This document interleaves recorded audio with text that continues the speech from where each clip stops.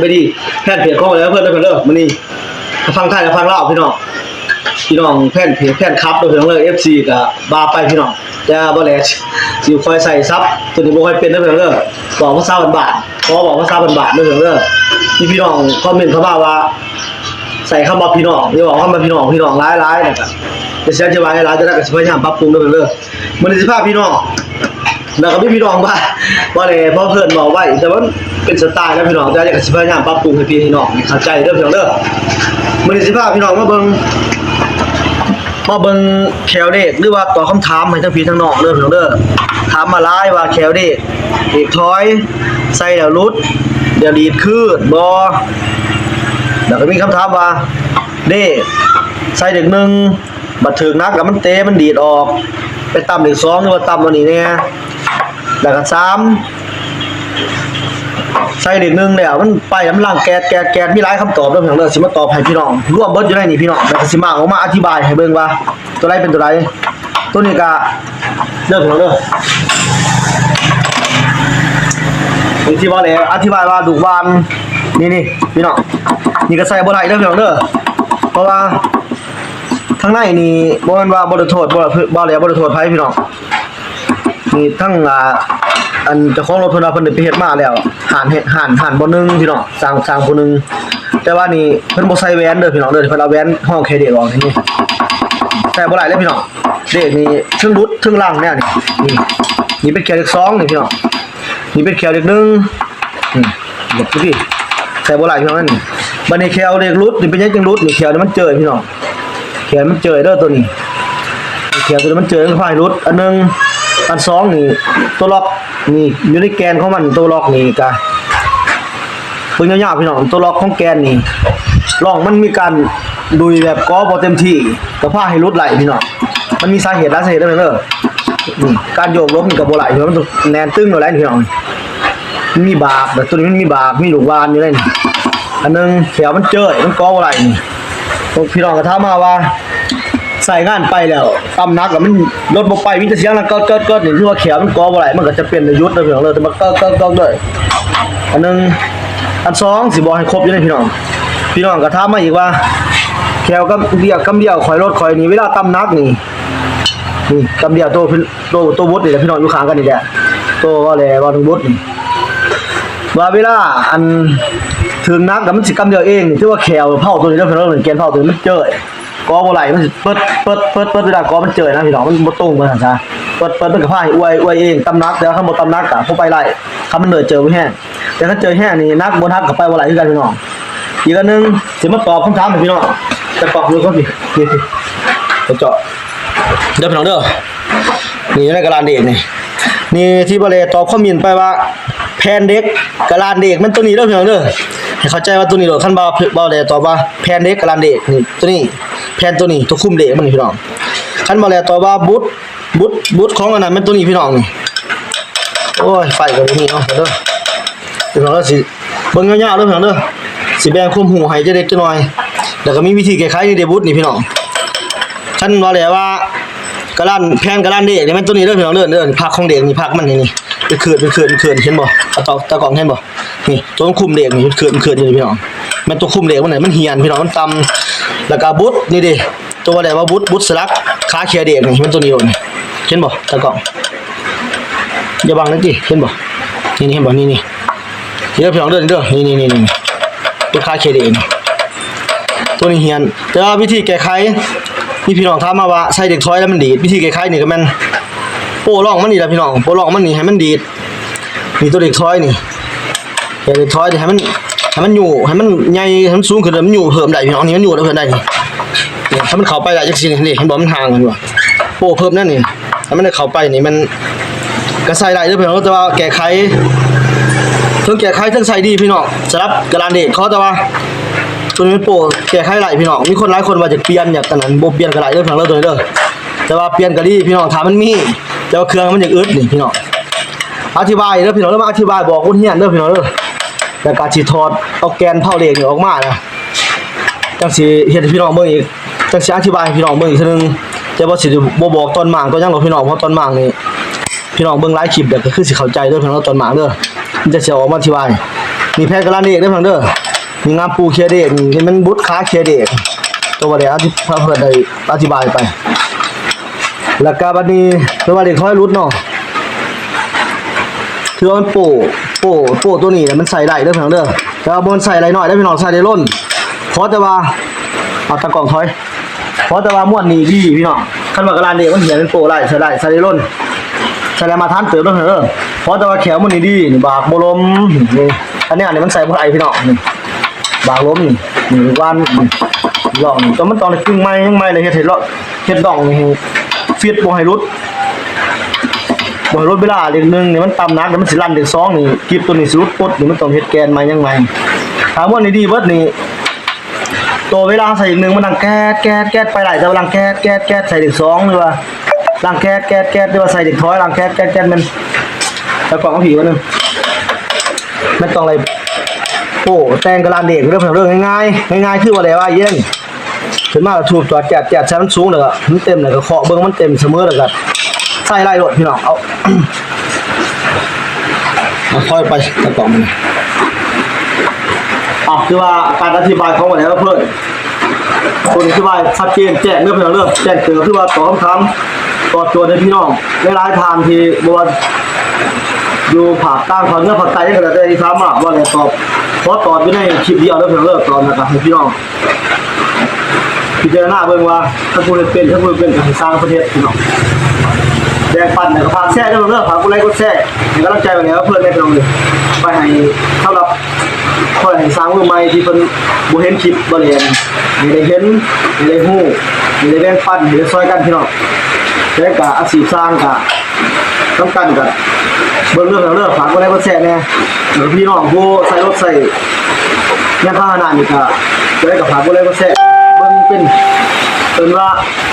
พวกนี้พื้นฐานพวกเราผู้จักพี่น้องเด้อพวกเราผู้จักว่าโอ้การรถไฟนี่มันรุดนี่เป็นเรื่องนี้ยินบ่เนี่ยว่าเป็นสารสั่นมันเบิ่งบัดนี้สิมาออกมาชี้แจงกระจายให้เบิ่งพี่น้องเด้อถ้าพี่น้องคันว่าสนใจเครื่องหรือว่าจะฝากมากึ่งพี่น้องก็ถามหลายจะฝากแถวมากึ่งมาเปลี่ยนเข้ายังหลายพี่น้องเขาถามมาหลายบ่เลยก็เฮ็ดดูทุกมื้อฝากส่งทุกมื้อไปรับทุกมื้อส่งทุกมื้ออยู่พี่น้องนี่ก็สิฝากเครื่องพี่น้องเริ่มต้นนั้นตอนมาออกมาแล้วสิมาอธิบายเดี๋ยวเด็กนี่พี่น้องเด้ออีกคนนึงไปเบิ่งตอนมาพี่น้องตอนนี้ก็ขั้นตอนมาแล้วนะพี่น้องสิมาอธิบายแนะนำวิธีเดี๋ยวมันเสียหรือบ่เสียเด้อพี่น้องเด้อดีหรือบ่ดีมาเบิ่งพี่น้องตะกล่องยังไว้กันแจ้งบ่การทำงานของจักรของหางระบบเกียร์ระบบ2เด็ก3กระเด็กถอยนี่มันทำงานได้ใช่มั้ยเด้อนี่ถ้าเราอธิบายผิดเด้อพี่น้องอยู่ในจักรมันจะเป็นจังซี่พี่น้องอยู่ในระบบเกียร์จะเป็นจังซี่พี่น้องนี่ขาเกียร์เด็กมันจะทำงานตลอดเวลาเนี่ยนี่เวลาเขาทำงานนี่ย้ำว่าแคลมีพี่น้องเพื่อนสร้างผู้เพิ่นสิประสบการณ์บ่ทันอันนี้บ่ถือว่าจะได้พี่น้องแต่ว่าเดี๋ยวบ่เก่งบ่พี่น้องแต่ว่าประเทศมาตัวนี้บ่ผ่านเด้อพี่น้องเด้อเฮ็ดแต่ใส่บ่ไหลเพิ่นแบบว่าสิเป็นเพิ่นเจ้าของรถเพิ่นเองเพิ่นพี่น้องถือว่าจะได้นี่เด้อพี่น้องเด้อนี่เราสิอธิบายว่าแคลเด็กนี่ก็ต้องให้มันทำงานได้นี่พี่น้องนี่เด็กถอยอยู่นี่พี่น้องนี่หาง2เด็กเด้อพี่น้องนี่เด็กนึงเป็นตัวนี้เด้อพี่น้องเด้อเด็กถอยนี่มันสิมีอีกแคลนึงอยู่รุมนี่มันสิเตะเข้ามาพี่น้องตัวว่าแล้วว่าให้โปให้กระลานเด็กตัวนี้มันเตะเข้ามาในจังซี่เด็กถอยบ่มีรถพี่น้องนี่พี่น้องถามมาเด็กถอยรถนี่มันเขาประมาณนี้มันก็เลยก้อน้อยเดียวนี่น้องพี่น้องเพิ่นบ่ได้รู้มีแขวมันนี่จริงแยงว่าทางนี้จะมาเกาะมือไม้พี่น้องนี่ดูมันเขาน้อยเดียวมันรุดแป๊ดนี่ถ้าว่าโปตัวนี้มันเตะเข้ามาในจังซี่นี่มัน 1,000% โดดพี่น้องบ่จะลอยบอกว่า 100% มันเพื่อความแม่นยำทุกเรื่องเพราะว่าอยากให้พี่น้องมั่นใจว่าเฮ็ดได้แน่นอนนะพี่น้องมันอยู่มันได้นี่เด็กถอยมันอยู่นี่ถอยกับเด็กนึงเกือบพี่น้องหลายๆคน อยากสั่งนี่แคลนี่บางเทื่อมีพี่น้องนี่ก็บางเทื่อก็บ่มีตัวนี้เป็นเด็กนึงก็เด็กนี่เห็นบ่นี่การมันใส่บ่หลายด้วยเพิ่นเด้อนี่บ่ได้สิมากึ่งแกนไม้นี่ท่านพี่น้องท่านบ่เข้าใจว่าของใครพี่น้องก็มากผากมากอะไรพี่น้องคันไกลนี่แคลนี่สิเฮ็ดไม้เบิดพี่น้องเพราะว่าเจ้าของรถเพิ่นเฮ็ดเองเพิ่นบอกด้วยว่าจังได๋ผมบ่จักเพราะว่าฝน เป็นฝนน่ะเพิ่นบ่ได้กึ่งแบบใส่ของเสียนพี่น้องบ่ได้ใส่ของกึ่งเฮ็ดมันบ่ได้เนาะเด้อพี่น้องมันบ่ซุนบ่ติดซุนบ่เต็มนี่สาเหตุพี่น้องนี่เขียวมันเจอที่บ่มันจะเจอนี่เดียวเบิ่งเดียมเด้อพี่น้องเด้อนี่ว่ามันสิจะเจอมันต้องตั้งพี่น้องมันต้องตั้งยังใส่หลายพี่น้องถ้าจังซี่นี่มันถือนักมันดุดเด้อพี่น้องมันสิแป๊ดไม่สิแป๊ดเอาเพิ่นบาทนี่เข้าอีกแป๊ดจังซี่ได้พี่น้องการทำงานของมันดุดเด้อพี่น้องเด้อบัดนี้มาเบิ่งเขตเลข2นี่เด้พี่น้องประเทศมาพี่น้องคือว่าใส่การบ่ได้แห้งเด้อพี่น้องเด้อบ่ได้แห้งอีบ่ได้อีรอโลดบ่ว่าบ่ได้ตีแต่ว่าตัวนี้บอกเป็นอันให้พี่น้องเป็นบทเรียนพี่น้องเขียว2เลข2เป็นเขียวเดียวเพิ่นโปะพี่น้องเพิ่นโปะแล้วเพิ่นฝนเพิ่นว่านี่พี่น้องนี่เฮ็ดกอนี่กอขายบางเวทเพราะว่าแควตัวนี้นี่เพิ่นบ่ให้เฮ็ดกอเลยพี่น้องโรงงานเขาผลิตมานี่มันแม่นยำแล้วพี่น้องต้องให้เที่ยงจึดแล้วก็ต้องให้งามต้องให้เอียบ่แม่นแนวนี้เด้อพี่น้องนี่บ่ผ่านเด้อพี่น้องเด้อนี่เห็นบ่ตะกอบเป็นแกะให้พี่น้องแกะบ่กระทำงานของมันกูต้องกึ่งไม้ต้องเฮ็ดไม้กึ่งไม้พี่น้องแขวมันต้องพยายามจึดโดดบัดนี้เพิ่นเฮ็ดมาแล้วนี่พี่น้องนี่การ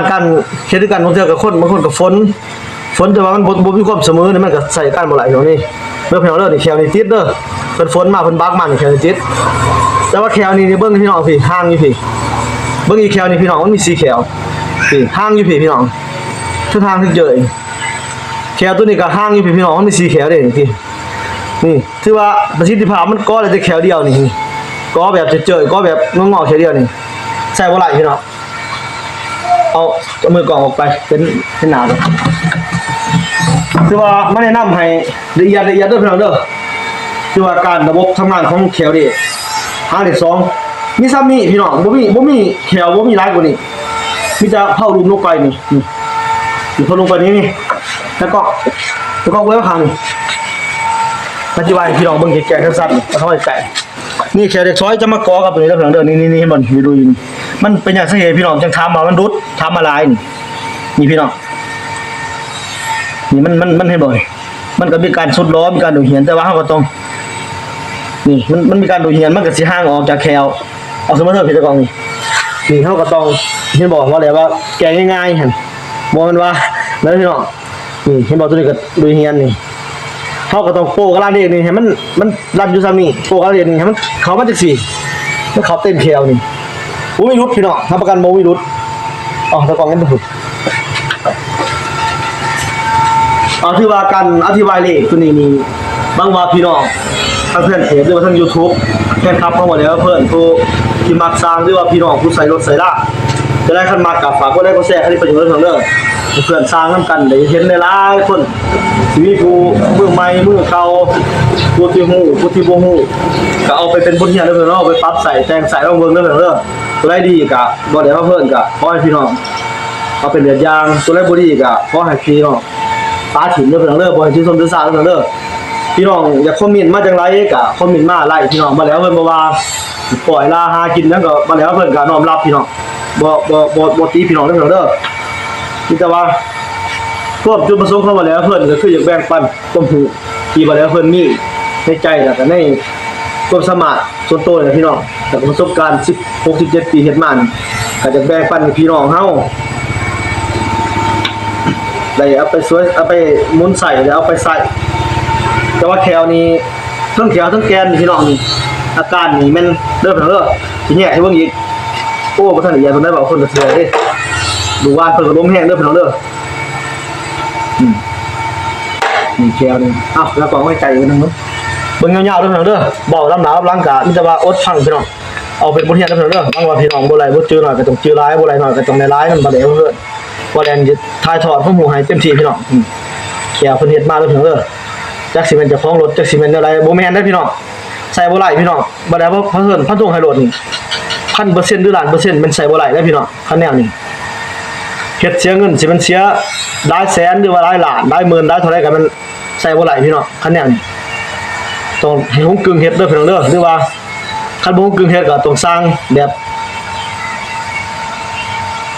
คือว่าข้าพเจ้าว่าแล้วเพิ่นบ่ถึงหรอกพี่น้องมีแต่ว่าเฮ็ดให้มันดีนะเพิ่นสัตว์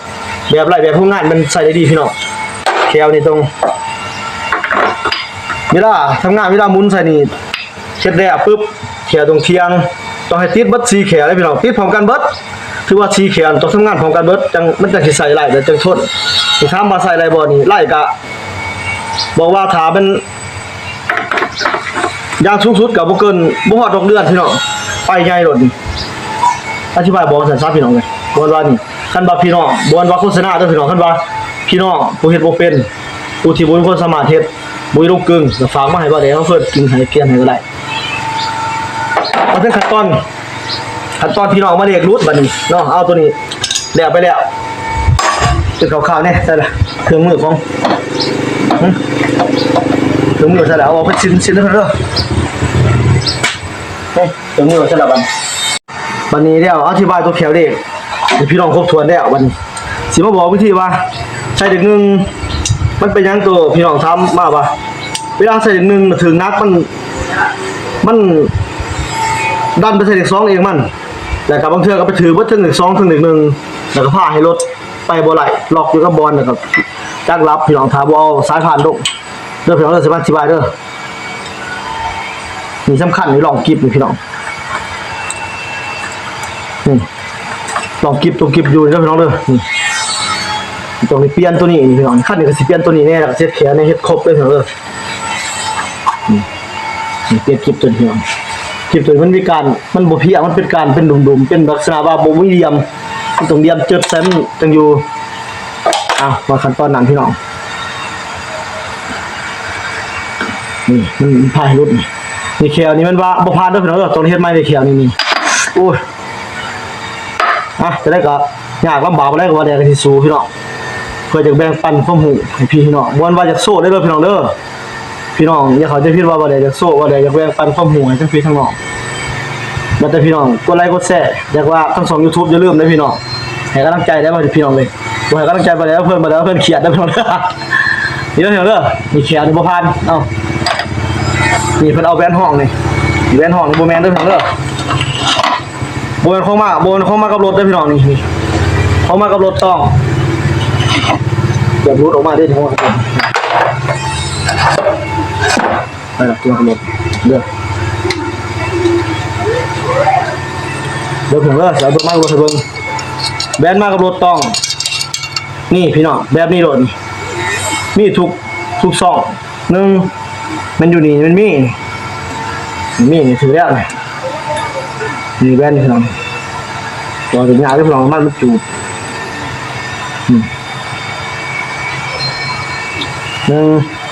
ตัวนี้แต่ว่าสาเหตุนะเอาเด้งรัดซะพี่น้อง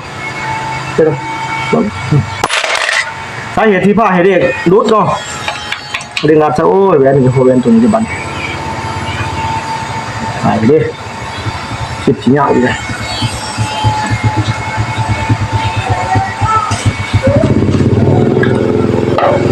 นี่จะเพิ่มเลยนี่เพราะว่าลองมันนี่พี่น้องตรงนี้เฮ็ดลองไม้ให้บ่ลองตัวไหนลองตัวไหนนี่มันเป็นลองที่ว่ามันจับสปริงคัดนี่บ่ไหลเพราะมันต้องได้โป้ไม้โป้ทมเบิดแล้วก็เซียนแล้วก็ปาดลองไม้เฮ็ดลองไม้ครับพี่น้องตัวที่ใส่หลายเด้อเพิ่นเด้อเอาถือว่าการอธิบายเด็กก็มีซ้ำนี่พี่น้องยับออกไปใส่ก่อนมีซ้ำนี่แล้วเพิ่นเด้อสำหรับหาง2เด็กมันเป็นแบบนี้คล้ายๆคั่นบ่เป็นหางเก่าอีกก็มันคล้ายๆกันนี่ล่ะพี่น้องบ่ลองเนื้อกันดอกประเภท2เด็กอย่างนึงก็เด็กถอยมันอันเดียวกันโดดพี่น้องเข้าใจจะได้กับฝากก็ได้แซ่พี่น้องครับผมเข้าใจพี่น้องฝากก็ได้แซ่